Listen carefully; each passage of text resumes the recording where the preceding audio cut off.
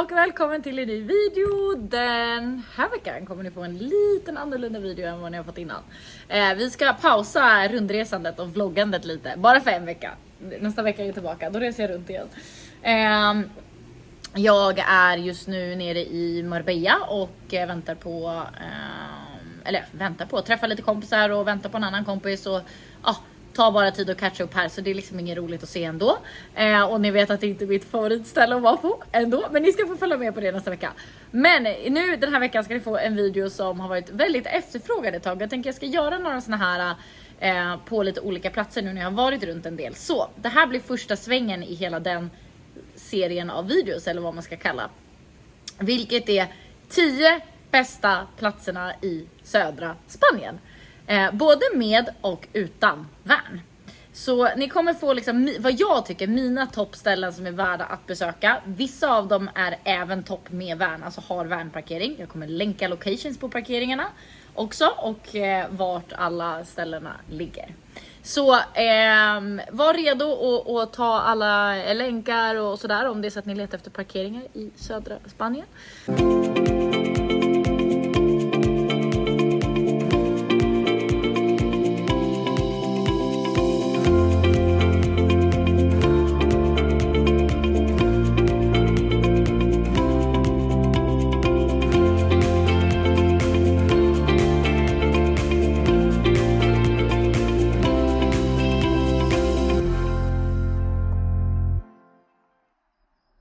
Min favorit är Nerja.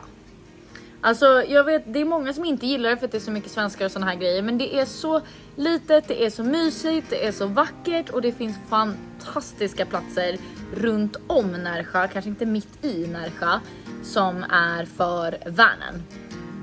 Så jag har 2 favoritparkeringar där som är fantastiskt vackra som ni har sett. En som är uppe på berget, där ni vet det här 360 graders view av vattnet och bergen, vilket är fantastiskt. Och sen en som är precis ute vid kanten vid havet. Och sådana fickor liksom finns när man kör av stora vägen, och det finns liksom vid grottor och sandstränder, och det finns jättemånga olika där. Jag har inte varit runt för mycket, men jag har 2 platser jag ska dela med er som är fantastiska. Så Nerja ska ni verkligen skriva upp på listan.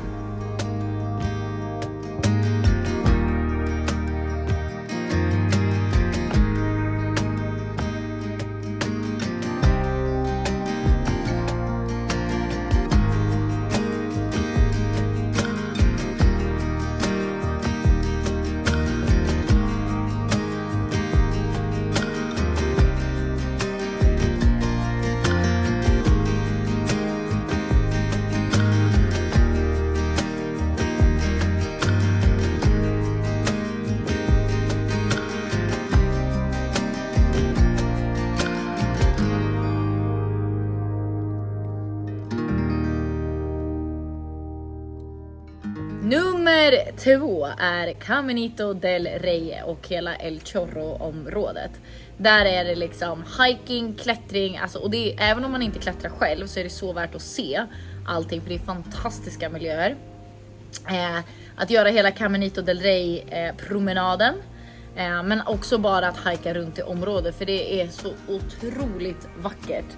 Och det finns 2 platser som jag verkligen rekommenderar där, men jag vet inte om jag har kvar den ena, men den andra har jag stått på väldigt, väldigt många gånger, och den är min favoritparkering, som är liksom utför overlooking the lake. Hur säger man det på svenska? Utsikt över sjön, säger man så? Alltså jag tappar svenskan ibland, det är så pinsamt. Den är i alla fall min favorit, och dit tänkte jag faktiskt åka kanske nu i veckan, bara för att komma tillbaka. Så det är plats nummer 2.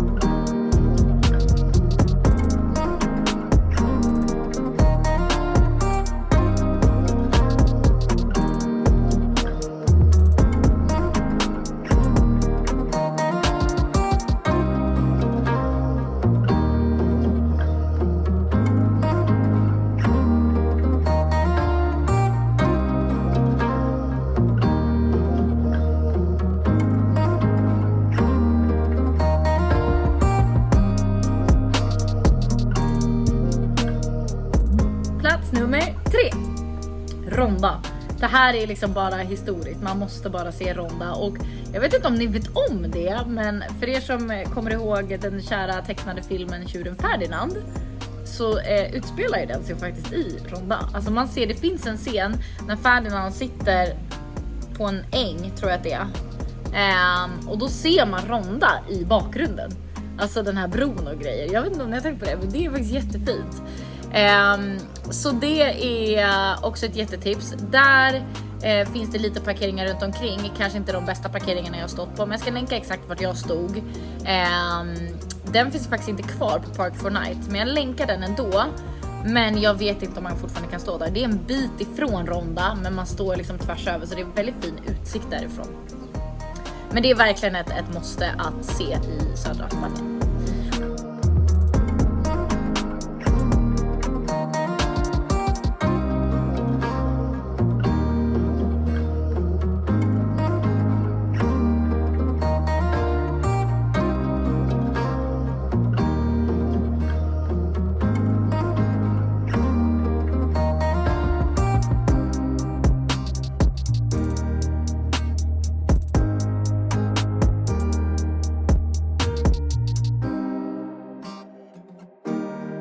Och därifrån kan man kan ju dra lite det här på de här 3 som kommer nu som en liten tur. Och det gjorde jag på motorcykel, vet jag, förra året. Och man kan göra det med bil också om man bara vill ta dagsturer runt.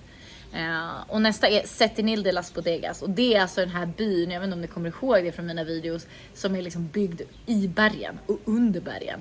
Och det är så vackert där. Där har jag ingen vanparkering, men det finns säkert att hitta. Men det är verkligen en by som bara måste ses. Den rekommenderar jag till alla att åka till, för den är så fantastiskt häftig och vacker och mysig.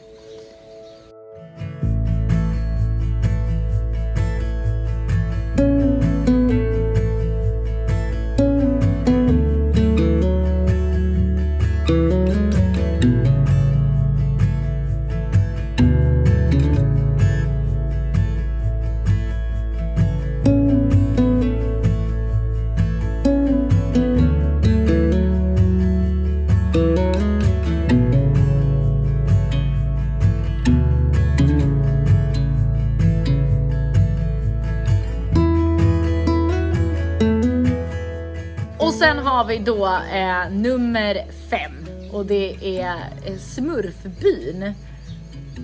Och den heter någonting annat på spanska.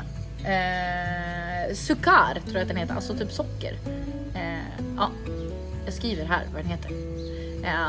Men där är hela byn är blå. Och det är smurfar överallt. Och det är väldigt häftigt. Det är liksom ingen sån där du ska inte stanna där länge eller så. Men den är väldigt häftig. Och sen är det en väldigt kul erfarenhet eller bara upplevelse att se det. För det är väldigt fint. Bara åka dit, ta ett glas vin, en liten lunch och sen kan man åka därifrån. Men jag tycker verkligen att den är värd besök. Verkligen, det är 110%.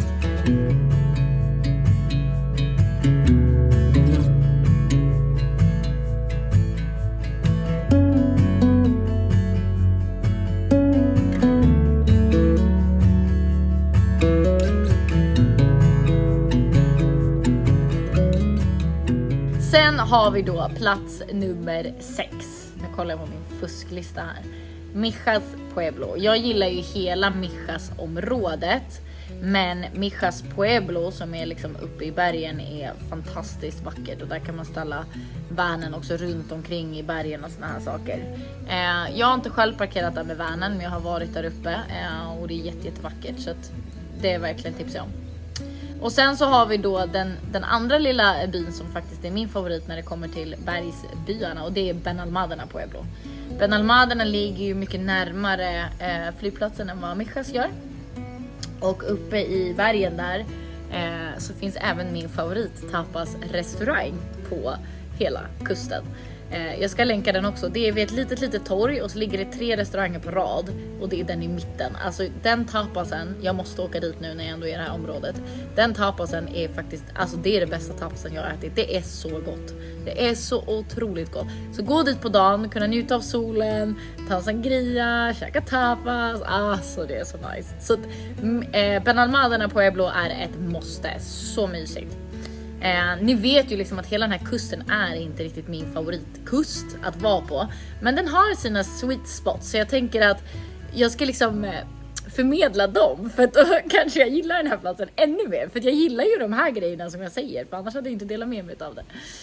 Men det är fantastiskt. Och sen har vi, som ni såg i förra videon, Sahara de la Sierra, vilket också är en spansk by som verkligen är värd ett besök. Den är så mysig.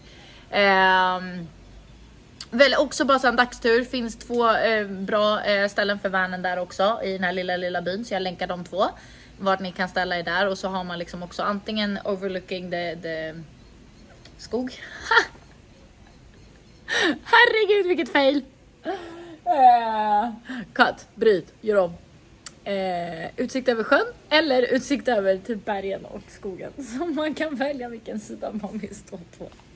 Bergen och skogen är kvällssol, det har inte sjön. Där har du soluppgången. Jag röstar för soluppgången. Den är fantastisk, det såg mig i förra videon. Och sen så har vi ju Tarifa, såklart. Tarifa är också ett måste. Jag älskar Tarifa och det är perfekt för vanen också. Där finns det hur mycket olika platser som helst. Jag har ingen specifik så. Men Tarifa är verkligen att bara gå runt i den lilla byn där. Och alltså det är så mysigt. Så att absolut värt ett besök dit ner också. Sen har vi då på plats nummer 10 så skulle jag säga. Egentligen inte för att det är något speciellt Torremolinos. Alltså men det är ändå ganska, det är perfekt för vanen. Du kan parkera längs stranden.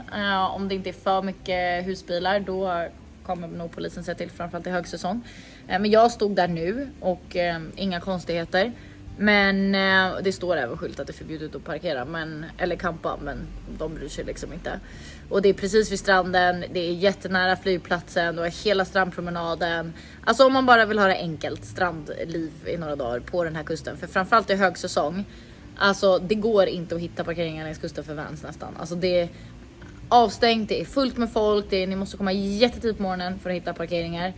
Eller jättesent på kvällen. Det är liksom mitt tips. Byt inte parkering mitt på dagen. Eller liksom på kvällen vid 5, 6, 7. För det är fortfarande packat med folk.